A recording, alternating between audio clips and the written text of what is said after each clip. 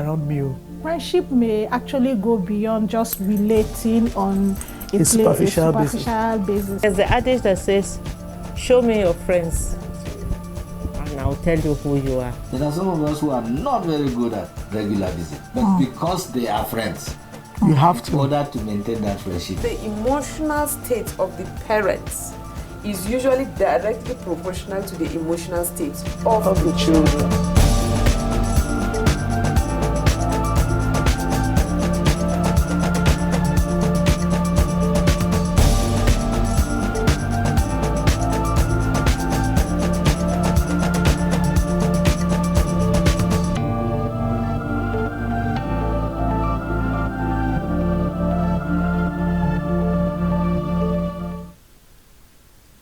Hello viewers, welcome again to your favorite family show right here on Equa Television, the living room. My name is Amaka Ocheke, and today we'll be discussing a very interesting topic. I'm sure most of you know somebody who has committed suicide, or you have heard about somebody who has committed suicide or has tried to commit suicide. And this month has been Suicide Awareness Month. So in line with that, we are going to talk about suicide and the issues that surround it. Right here with me to discuss this important topic is Mrs. Ibi Namo and Dr. Anna Gyang, who is a psychiatrist and one of our deputy CMACs at the Jos University Teaching Hospital. So she's well positioned to talk about this problem so that we will drive away all cobwebs and have knowledge so that we'll know what it all entails and what it's about. But I'll start with you, Mrs. Nango. Have you known anybody, or do you know anybody that's committed suicide or has attempted to commit suicide? Do you know anybody? Yeah. What happened? Why do you think the person? Well, the persons, the parents. Okay, one of them is a young man, and the parents said he was angry with them because they didn't do the things that he was asking for. So that was why he locked himself up in a room and took sniper. Before they could break through to the room, he was already dead. Wow. And then the other one, I'm talking about the recent ones I heard, and the other one was a married woman who felt that her husband wasn't doing the things that she was tired of the marriage, and she didn't know how to go out of the marriage. She was just fed up with everything, and then she committed suicide. She died. That must have been a very hard time for the families, especially the children. Especially the children, for the married man, and for the married woman. For the young man, the parents, in fact, the mother was almost went into depression. It was very hard for the mother. And they keep blaming themselves. Yeah, they felt that they have failed their children. They felt that they have failed the particular boy. Especially the mother. It was really bad. We'll get to that because there are some questions Yeah. we will answer about that. So, Dr. Gyang, what is suicide? Yeah, just as she was talking, it just occurred to me that tomorrow would be exactly a year since we lost a relative to suicide. So for me too, it has hit our family too. And so it's something that it's quite common. It seems to be becoming more. Yeah, it's quite common. So suicide is actually, in layman's term, is the act of intentionally taking one's own life. But if you want to look at it a bit technically, suicide is any act that has fatal outcome carried out by an individual in expectation of the outcome. So to break it down, it means that an individual carries out an act that has the ability to take his or her own life, And at the time that this individual is carrying out this act, the individual intends to die.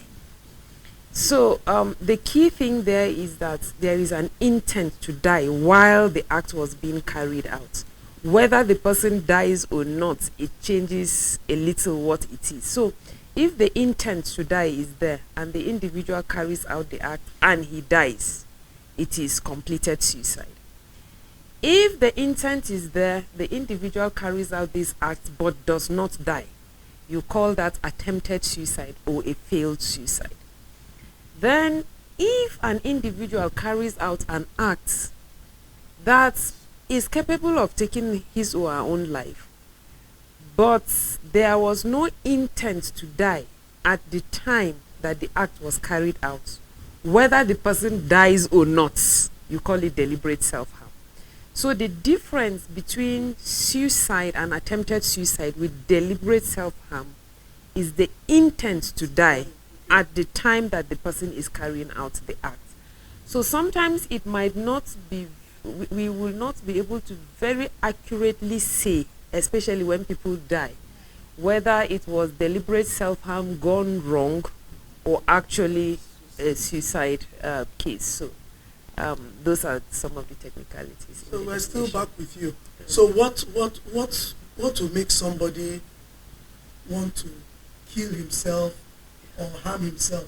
Some people say those people are cowards, but this weekend we were told that they are not cowards. Yeah. That it takes boldness to kill yourself. Yeah.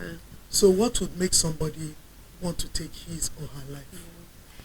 Now, the thing is that research has shown that over 90% of those that kill themselves, in fact, in some literature you will see up to 95% of people that kill themselves have a diagnosable, a treatable mental health condition at the time they died. Okay. So therefore, over 90% of those who kill themselves are suffering from a mental health problem. Now, in them, 90% of those that suffer from a mental health condition, it is depression. So we are right to say that over 8 out of every 10 persons that kill themselves are suffering from depression. Then other mental health challenges like substance use, other things like bipolar affective disorder, schizophrenia, dementia, all those other technical things would take the remaining maybe 10%. Then there is a small percentage, 5 to 10%, that might not be going through mental health issues, and psychologists and sociologists have brought up different theories, you know, that could be the reasons. Sometimes it could be you know, for altruistic reasons where people kill themselves for the greater good. So a person feels that it's better for me, or what I'm doing is for the good of, you know, other people or the larger society. For example, people who have these ideologies like we have with Boko Haram suicide bombers, who would readily offer themselves to die for a greater cause, maybe a religious ideal and things like that. So you could have a minute percentage of people that do that. Then there are those that do it for egoistic reasons, simply you know, you know, it's like what happens in Ethiopia, you know, that when the real sign of being a man, you are very angry, kill yourself, you know, if something is happening against your ego, you know, so you do that. So there are people that do that. Then there are those that also do it for, they are not well integrated into communities. You can see that in people like the IDPs. You know, they have been displaced from their communities. You bring them in, maybe the man is used to staying in the village all his life, then suddenly because of the crisis you move him to the city. He comes there and can just not integrate to what is happening. You know, you call that enomic suicides, where they just are not able to integrate into their communities. You also see that with immigrants. You know, you get to other countries, the culture, the values, you just find yourself not able to fit in to the community. So sometimes that, but that's just very minute of the percentage. But most people that kill themselves actually are going through mental health issues. Now, I would need to say that that is irrespective of the apparent thing we are seeing as the cause. You know, she told us the story of the lady who said the man, she was tired of what the marriage was bringing her way, you know, and things like that. Or you could hear people say things like, he failed an exam, the parents scolded him, you know. That's, they didn't give him what they didn't give him what he wanted. Those are just tipping points, you know. I always give an example that if we have something, maybe a basin or something sitting on top of this stool, and it's not seated properly. If we keep putting sand, maybe using a bowl, and we're putting sand in it, the balance will be upset little by little. If someone walks into this room and sees me at the point that I'm fetching sand, I'm putting the last bowl that will tip the thing over, the person will think that it is what I put, that last bowl that tipped the basin. However, it is not exactly what is happening. What tipped the basin is what has been happening in the basin since. You know, what I added was just a tipping point. So that's what happens to most of the cases of suicide that we see. They are going through mental health challenges. Probably the marital crisis she was going through was already making her depressed, and because nobody really paid attention or she didn't get the help she needed, then one quarrel will just tip her over and then it goes to suicide. So regardless of the case, over 90% is mental health issues. Okay. I'll come back to you on that. So Mrs. Namo, as a very spiritual woman, so do you think Christians commit suicide? Yeah, the like the woman's case I mentioned, she's a Christian. She's born again. Yeah, committed. In fact, she has done a lot of work that I admire. So when I heard she committed suicide, I felt like, hi, even this woman, you know. So that, like she said, it has nothing to do with whether you're Christian stand or no Christian stand. If you have, if you have a mental issue that is not taken care of, at that point that you are thinking of suicide, somehow your brain suspends every form of information that you have at that point, like the tipping that she talked about. So something triggers what is already inside. You know, sometimes I feel like Christians even bury a lot of things that they don't bring out in the name of Christianity. Somebody is having a mental problem. He doesn't go to look for help. It doesn't, because they stay there and they pray over it and they believe and they claim and they rebuke, it's not my portion, instead of looking for help. And when it now happens, you start looking for who to blame. So sometimes, if it doesn't matter whether the person is a bishop, we've heard of pastors who committed suicide. I have read about pastors who committed suicide. I have heard about men of God that killed themselves. So whether you are a Christian or not, whether you have heard the best of gospel or not, if you have an issue that is not treated, that is not taken care of, one of the issues can even be this stigma. You have, you know, some people who have a particular defect and they are being looked down on. You know, people see them as if they don't fit into the society because of that particular maybe body color, like the body color, like even the Yoruba people. It took a long time before they started accommodating albinos. They looked at them as if they are demons, they have a problem, and they segregate them. So some of them, that thing could affect their mental health and could lead to suicide. So if you have a mental problem, you need to deal with it. And if you notice that your brother or your sister has a mental problem, deal with it. It's not everything that you cover with prayers. I think God has given us wisdom to also know that we need help. People are saying you're not a serious Christian. Oh, Let me ask a serious Christian. Okay. Let's ask a serious Christian. But Dr. Giang, let's look at this thing. Will a serious Christian commit suicide? Yeah, you know, while she was talking, my mind went to a patient. You know, she said she has read about pastors that have killed themselves. I knew of one, you know, my patients, and it was very disheartening to see this pastor who was struggling with depression, and he had treatment for a while, then decided to not to take the treatment again, and left. We never saw him.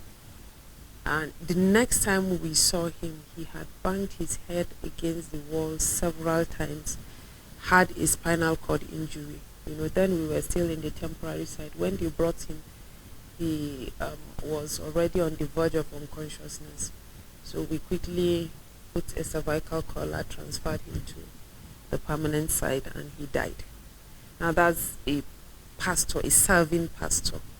And I don't believe that he lost his faith. I don't believe that something was particularly wrong with his spirituality. But he was ill, and he just did not take care of himself. He did not get the right help that he needed, and that was how it ended sadly for him. So yes, the thing is about suicide is that, you know, it's good for us to be open to what God has made us to know. Every form of knowledge is what God has permitted us to know. We don't know everything yet, but for the things that God has permitted us to know, I think that it's time for us Christians to begin to be open to understanding, to accepting, and then to allowing ourselves to get help, you know, in the right way. For example, you know, research has consistently shown that for those that have killed themselves and their brains have been tested, or the fluid in their spinal cord removed, you know, and tested, there are some chemicals that have been found to be deficient, you know, some chemicals that is needed for the regulation of our mood and the way we perceive and interpret the world is deficient in a lot of these people. And so most of them have chemical imbalances that just need to be corrected. And as I said, you know, you don't cure spiritual problems with tablets. So for me, if I can get someone who is suicidal or has even attempted suicide, and you give him antidepressants, and 2 weeks later the person is no longer suicidal, it tells me that it's truly not a spiritual problem. I am not trying to say that there are no demons or there are no spiritual causes or demons cannot make you to. That might be happening. But for the majority of the things that we see, truly, they are just physical, you know, problems. Just like a person, you know, suicidal thoughts and the suicidal acts can be a symptom of depression, just like headache can be a symptom of malaria. So if we don't blame people, or we don't consider people that are running temperature and shivering, or even children hallucinating when they have malaria, we don't think it's a spiritual attack, then I think it's time for us to begin to look at these things again and see that we are depriving ourselves of getting the help, you know. And funny enough, you know, Christians are so close-minded. I remember an experience I had yesterday. Somewhere, I don't want to say where, so that, well, it's in a church, and I was trying to give an awareness on suicide, and I remember I took my time to explain. And when I finished explaining, on my way back to my seat, the service leader stood up and said, the summary of what she has said is that anybody that thinks about this thing is a murderer. And I felt like crying. So what have I done? You know, so it's like we have so closed our minds that we don't want to think outside the box that we have. So I think we need to open up. These things are treatable. Even a spiritual person can reach that point. And a lot of spiritual people, you know, that I have seen that have been suicidal, after they are treated, they come back and they cannot believe that they ever reached that point, because at Yeah. that point it was beyond them. That's what I said. Yeah. That somehow you see when you have a mental health challenge, you suspend it's like you suspend every spiritual ability that you have. Every spiritual sense, every spiritual sense seems to go away. Until you get help. In fact, sometimes when you come out of it, you'll be wondering whether you were the one. I remember one of my classmates from the university. He said he was going to kill himself, and the wife took him to church. They prayed, did deliverance. You know the whole works. Yeah. Nothing was changing, but they kept praying. They didn't take him to hospital, and then the night he says, one day he now said, "Today is the day I will die." So the wife kept awake, trying to watch him. But after a while, she fell asleep. And then she woke up, he was dead. He was gone. So that leads me to the next. What are the things that people begin to manifest to tell us that there's a problem, so that we'll know, and then from there we'll take to what do we do next. And because it's apparent, as you said, that prayer alone sometimes is not what you need.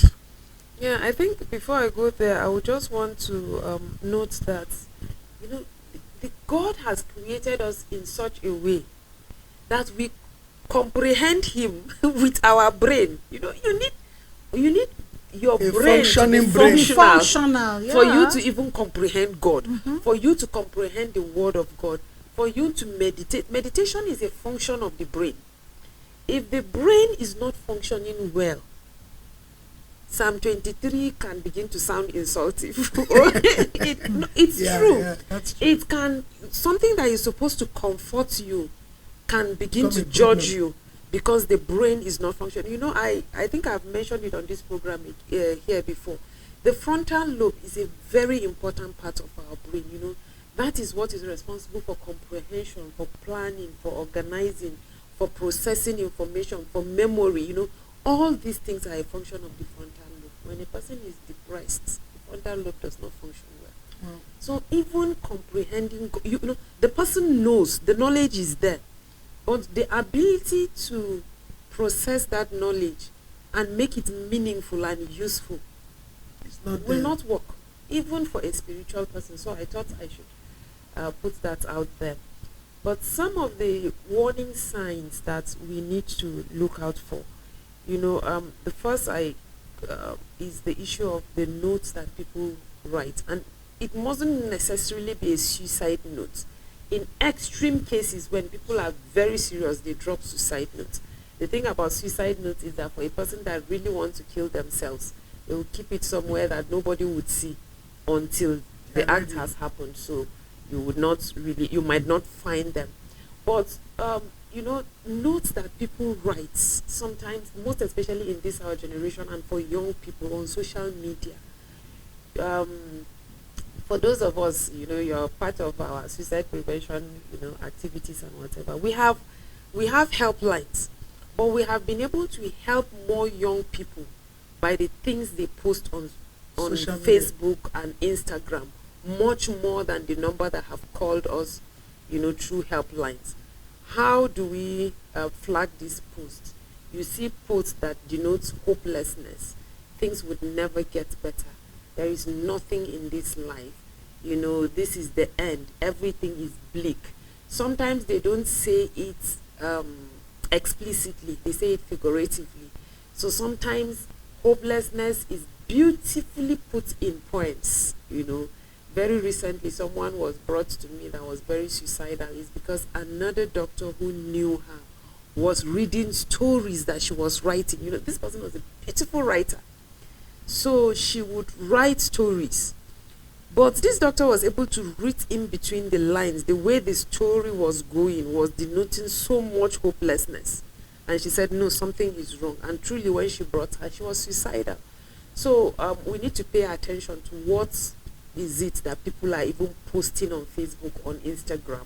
What is the theme of their write-up? If consistently is suggesting bleak future, hopelessness, things will not get better, suicide is an option. My son told me of somebody who put up something that life is so difficult and suicide is an option. So I told him to give me the person's number. I'll try and call the person this evening. Let me know what's going on. Yeah, it's very important. So things like that, things we should look out for. Then the other thing is when there is a sudden change of mood of a person.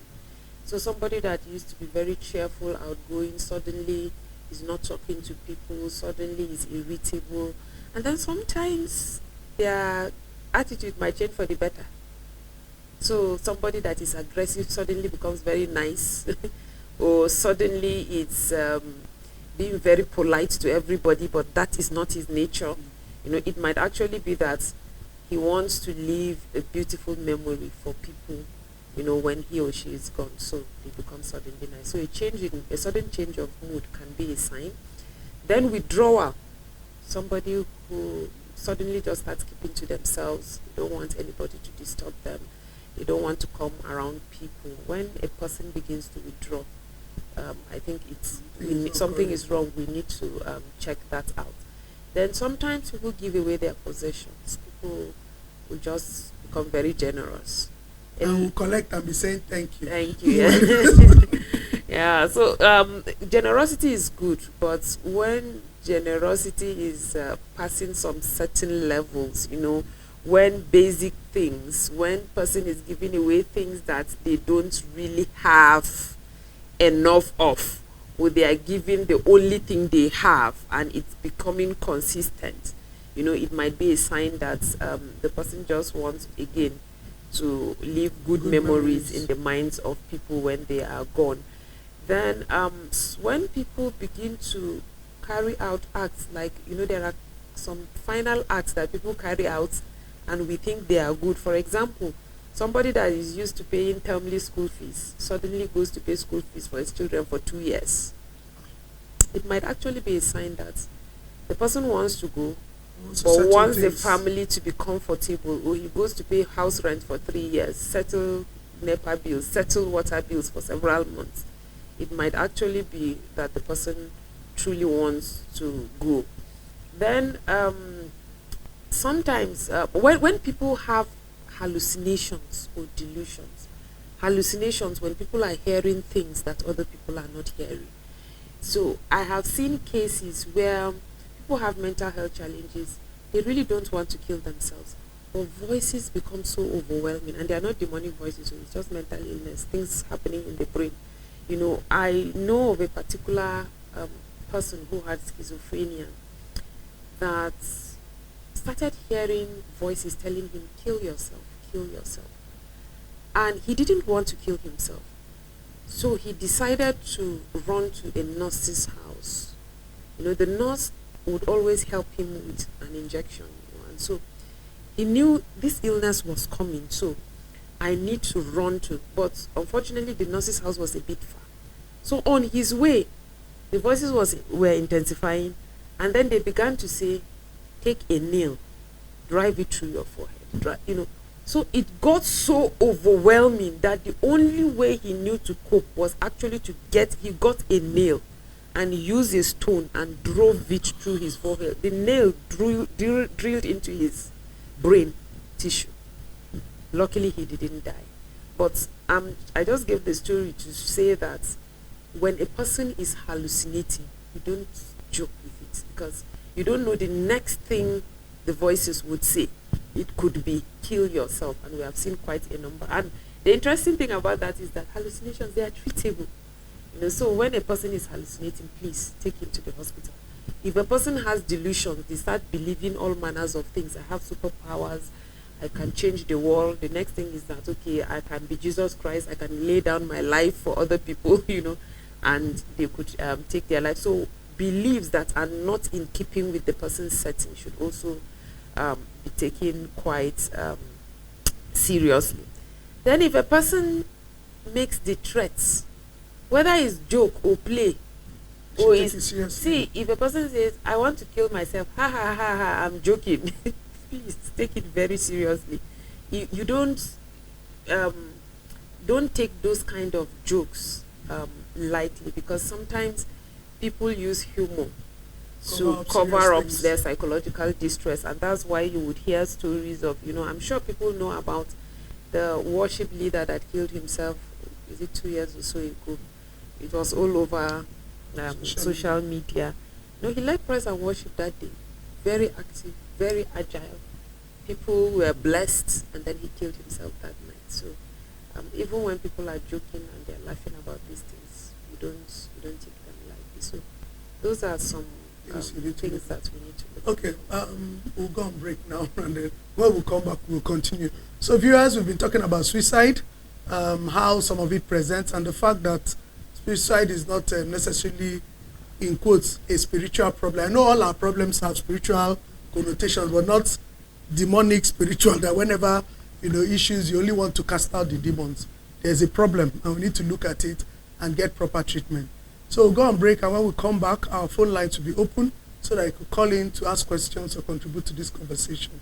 So see you right after the break.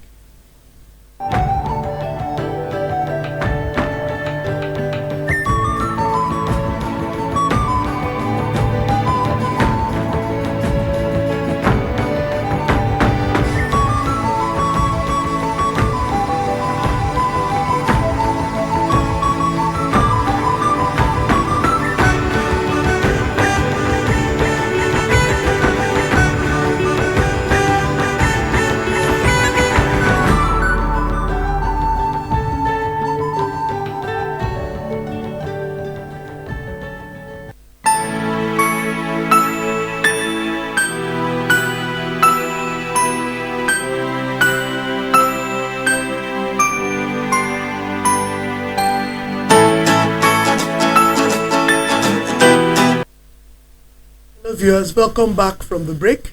We'll be right here at the living room on Equa TV International talking about suicide in commemoration of Suicide Awareness Month. That's what this month has been about.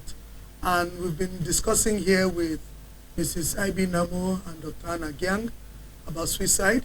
And our number is right here on the screen. You can call in to ask questions or to contribute to this conversation. So we've been talking about how suicide presents, or things that will show you that there's a problem. So when you see there's a problem, what do you do? As a relative, as an observer, as a neighbor, as a colleague? Look for help. Call, like there are psychiatric doctors, there are counselors, there are psychologists. Just look for help. There are a lot of places where you can get help. Don't sit and be praying. I know you should pray, but don't just pray. Pray and look for help, and help the person to get help before it's too late. In fact, that of the woman who committed suicide, I understand that it was the second attempt that took her life. Yes, she attempted, but nobody heard about it. It was until she died, but before we heard about the first attempt and then the second attempt that killed her. When a woman attempted suicide first time, I think that the husband or the family should seriously go look for help. They probably look for help, but maybe not in the right places. Well, we go for prayers. We usually go for prayers. Then they are not looking for help. They are only still staying. Like we were saying that Christians keep a lot of things inside. Women are having issues. They are a woman is depressed in her home. Instead of speaking out, they tell you that don't wash your dirty linen outside, and then you keep your dirty linen inside the house until it suffocates you. I've said it over and over again. I say, see, dirty linens, I feel that we should even wash it outside so that the place is bright and we can see, so that we wash it very well. So speak out, look for help. If you have a child, a brother, a sister who present some of these features that she mentioned, I think you should quickly go look for help for the person. So now, where do we look for help? And in addition, somebody told me recently about a brother who had been talking of killing himself. They wanted to take him to hospital, but he refused. So what do you do to the person if the person says, I'm not going to hospital with you? So what do you do? And then if you have difficult people, they refuse to cooperate, what do you do? The thing is that a lot of time the approach we use is very important. You know, I think for anybody that is contemplating suicide or has attempted suicide, there is something bothering the person. Whether it sounds legitimate or not, whether it sounds reasonable or not, there is something bothering the person. We need to improve our listening skills. So, and when we listen, we have to listen non-judgmentally. Because for a lot of people that reach that point, they themselves are confused as what is going on with them. They are trying to figure it out. And so the best approach is first of all to listen.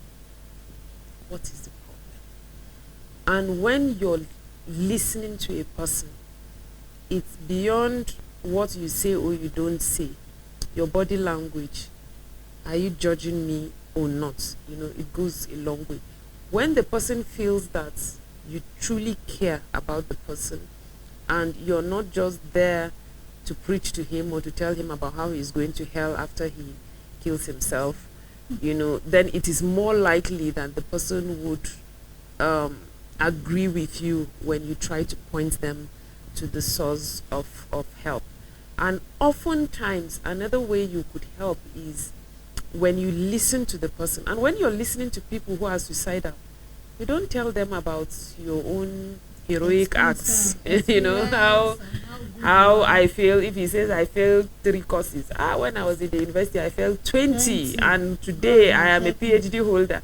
You don't do that. That's not the time to tell them. You don't do that to people who are suicidal. You just listen to them and validate the fact that it is a problem to them, no matter how bad it is, or no matter how silly it sounds. So when you do that, the next thing is you can ask them, so how do you think I can help you? Just let them talk.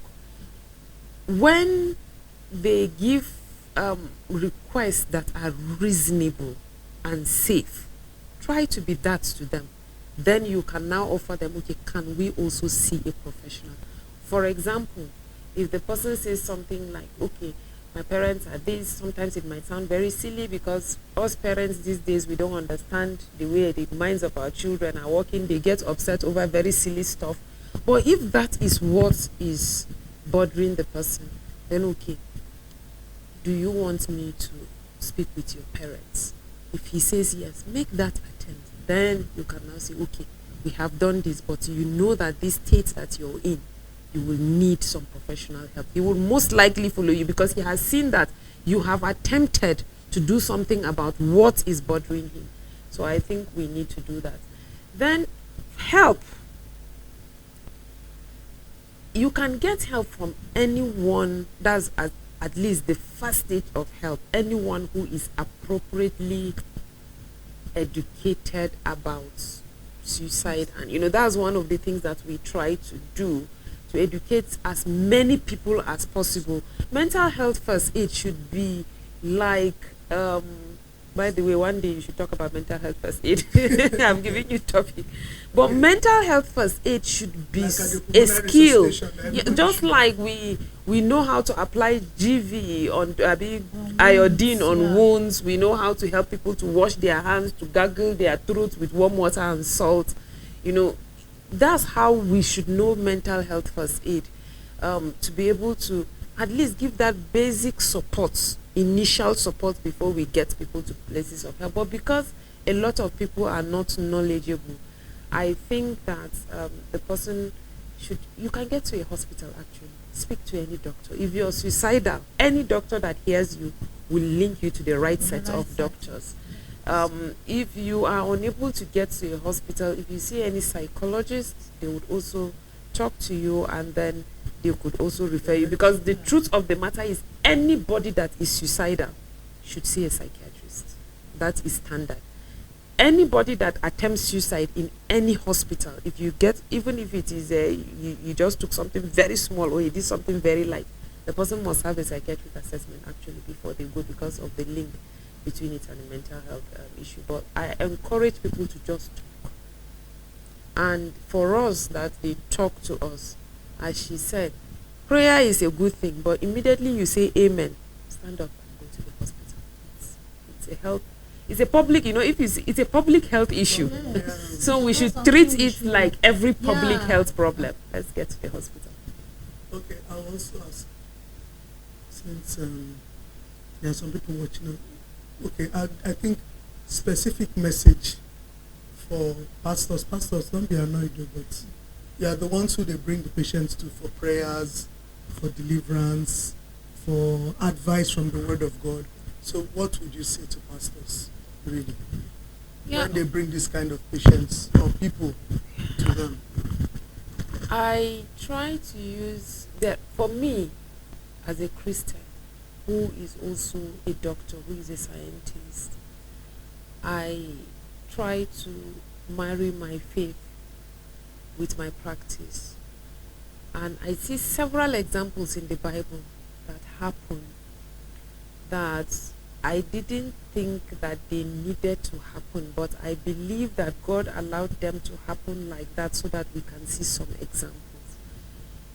One of the greatest example for me is the story of King Hezekiah in the Bible. And he was sick to the point of death. God had even sent Prophet Isaiah to tell him to put his house in order.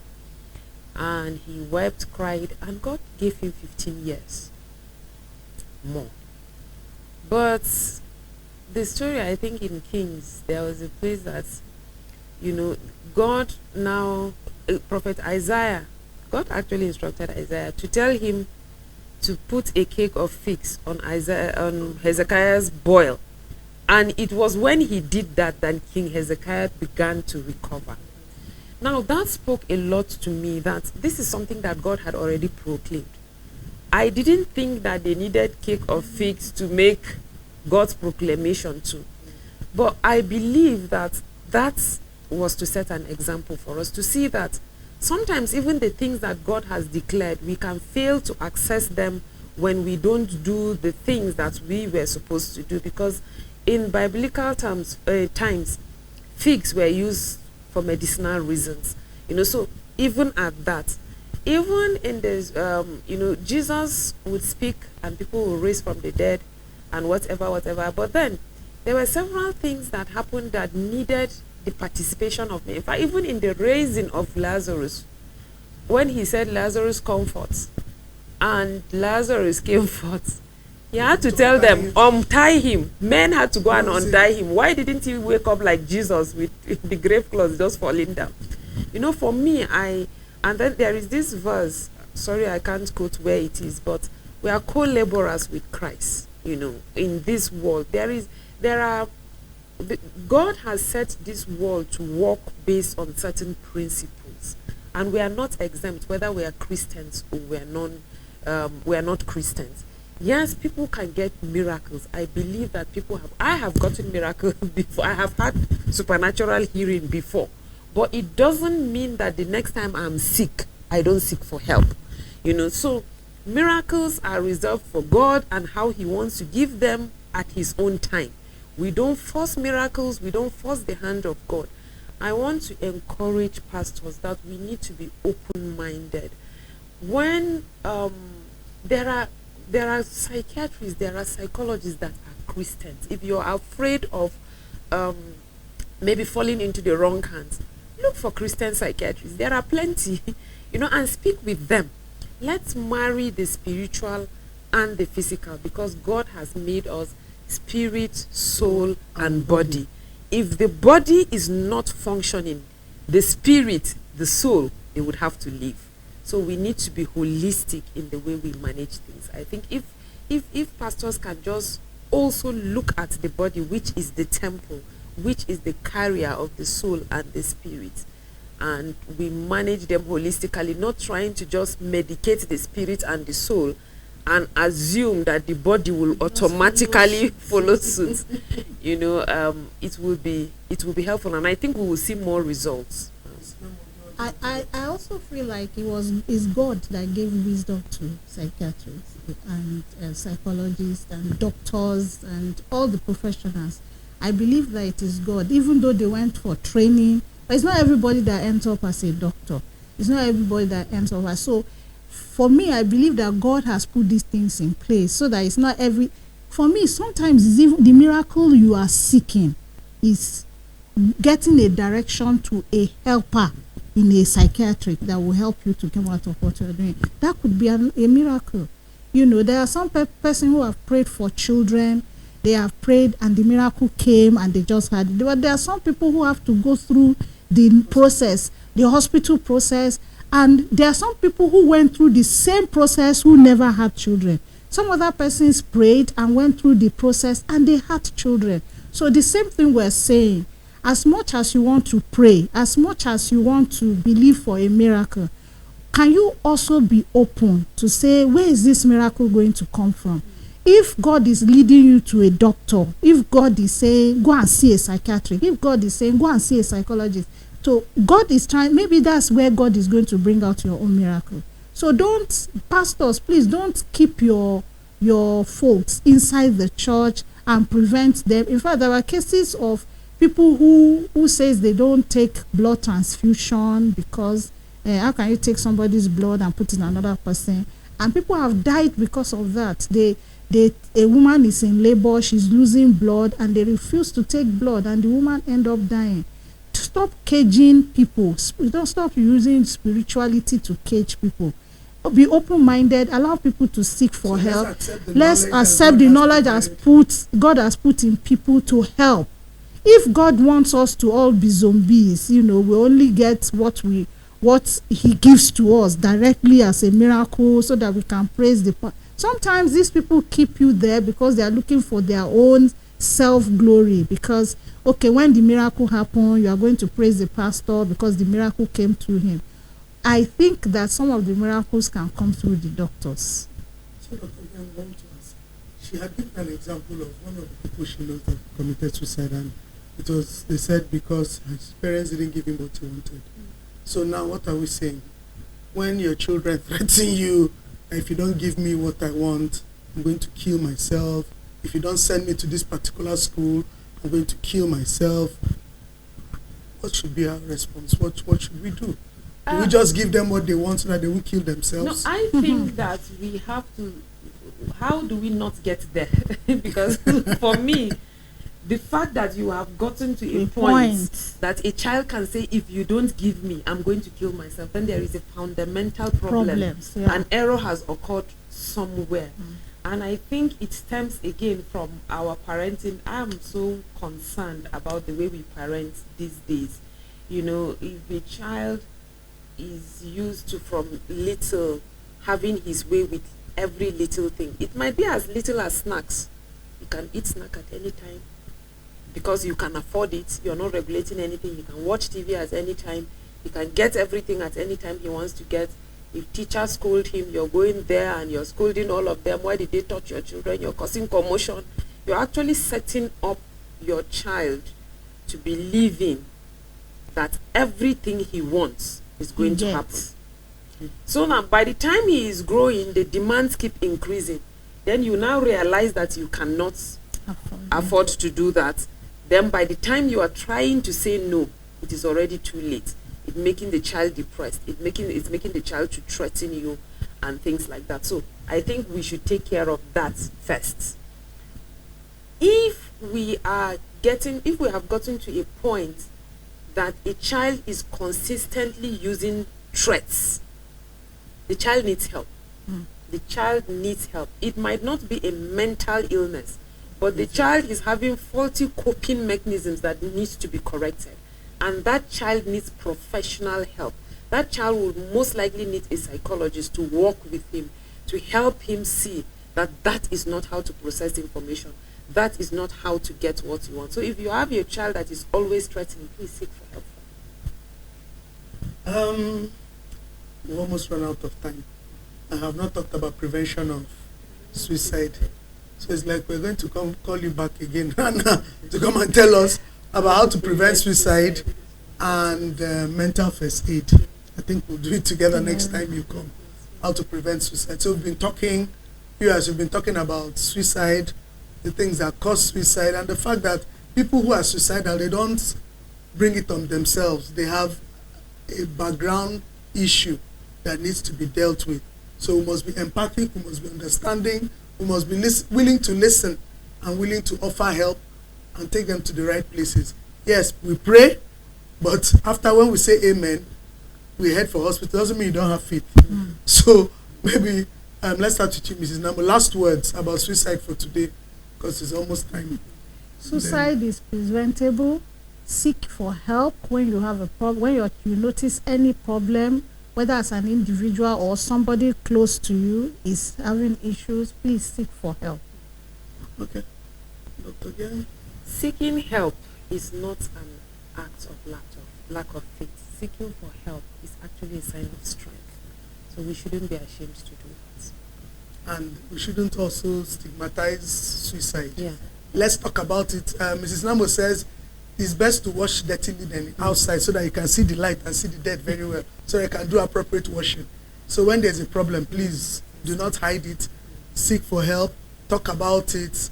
Bring it out in the open so that the problem can be solved early, so that we don't have people dying unnecessarily from things we can avoid. So viewers, thank you so much for sticking with us today. We've talked about suicide. We'll still come back again and talk about how to prevent suicide and how to do mental first aid. Dr. Gyang has told us that all of us should know how to do mental first aid. So we're going to give all of us a diploma in psychiatry the next time she comes. So please stay tuned.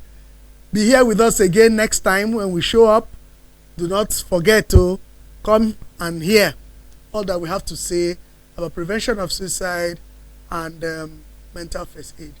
Thank you so much, Dr. Gyang. Thank you so much, Mrs. Namo, as usual. Till we come your way again next time, right here at the Living Room on Equa TV International. God bless you and keep shining for Jesus.